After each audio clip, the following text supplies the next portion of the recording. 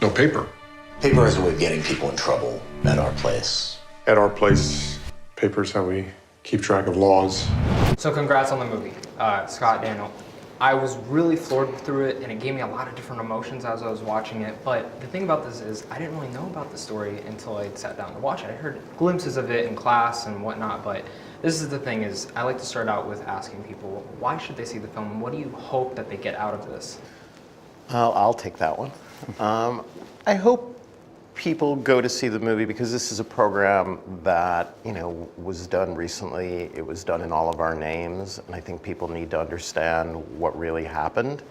We're living in a moment, I think, of where we have a crisis of accountability, and I think what we're trying to get across in the film is that there was a time not that long ago where there was bipartisan support, and there was bipartisan support for this report. Mainly Senator Feinstein and Senator McCain were the people who pushed it through. And as we go through this moment where we're struggling with accountability and the separation of powers, I think it's important for people to remember that. So I want people to walk away from this feeling a little bit hopeful about our system, but definitely wary of the fact that, it's under siege right now. I 100% agree with you, and you? Well, we spent 7 years on this investigation in the Senate, and the senators did this because they wanted to document what happened, and they wanted to release at least a portion of that history to the American people so that people could see what was done with U.S. taxpayer money. And I think, when the report was released in December of 2014, it had generally a limited audience, and Scott's films are just going to reach so many more millions of people, and that's just really...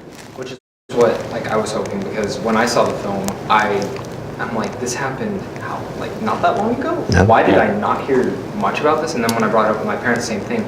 They're like, I've heard much about it, but I don't know much about it. And this is kind of where I'm wondering, how did you get involved with the project, Scott? And what was the appeal for both of you bringing this to the screen? I'm kind of a news junkie, so I had a passing awareness of this, like I think most people in this country. And again, this was a news story that played out over years. And so I think it's hard for people to get a feel for an entire narrative when it's sort of a slow-moving kind of train wreck, as in the case of this story. I was really made most aware of it by a piece I read in Vanity Fair about the two psychologists who are credited as being the architects of the CIA's enhanced interrogation program. So I started out writing a film about them. When the report that Dan was the lead investigator on came out, I devoured it, and I was able to get in touch with him, and as he told me his story of doing the work, that seemed like a much bigger and more important film and a better story to tell.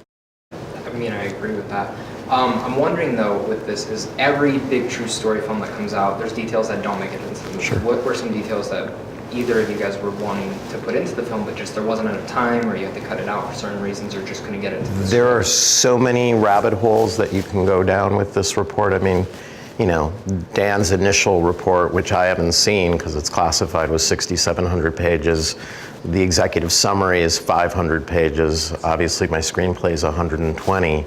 So there's quite a bit that we couldn't get into, both in terms of Dan's odyssey through all of this, but also a lot of the senators and a lot of what went on within the politics of this. No, absolutely. I mean, this was a 7-year journey for us, right? So there were a lot of senators involved, a lot of staff involved, a lot of people on the outside, NGO groups who advocated for the report to be completed and released. And then there was a lot of ups and downs on the way to getting it released, and you can only put so much in a 2-hour film. But again, I think Scott does a fantastic job of accurately depicting the report and the process. So, also, you're known for writing a bunch of different scripts, whether it's the new Bond film or Foreign Supremacy or even The Informant. Now, when it comes to these true stories that you kind of go through, what's the process of writing? What's the difference between writing that and, say, a nonfiction story? Well, I mean, they're all different, and